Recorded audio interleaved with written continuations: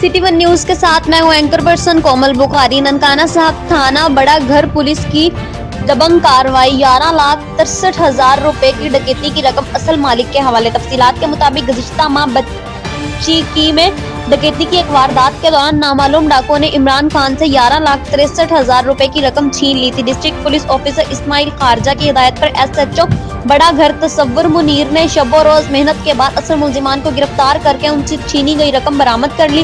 District police officer Nankana साहब ने 11,63,000 रुपए इमरान खान के हवाले कर दिए। इमरान खान ने पैसे वसूल करते हुए पुलिस का शुक्रिया अदा किया और पंजाब पुलिस जिंदाबाद के नारे लगाए। रिपोर्ट ब्यूरो चीफ मोहम्मद रियाज जट से।